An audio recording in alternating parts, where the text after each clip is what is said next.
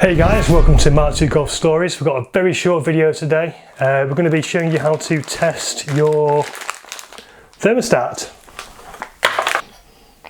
So yeah, we've got a new thermostat. We're going to be putting this on the GTD, see if it cures some of the problems.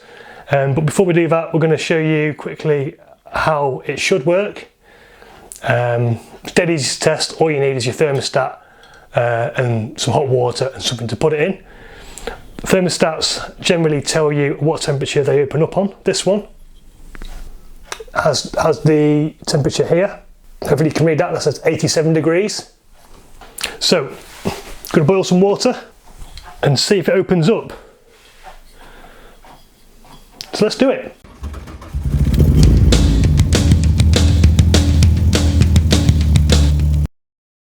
So here it is in a pan of water that's slowly boiling. We should see this hopefully open up.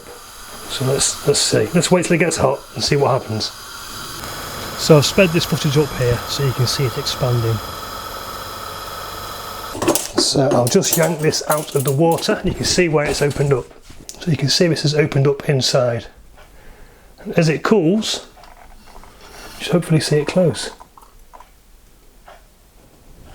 So you should hopefully see this closing now. Yep, there you go. Slowly closing.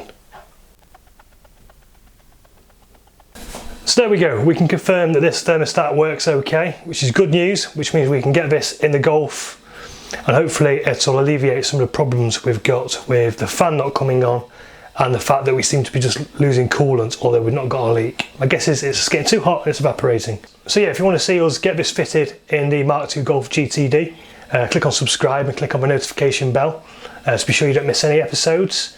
We will get the old one out and give it a test, or at least have a look at it, see if it is stuck open, half open or closed.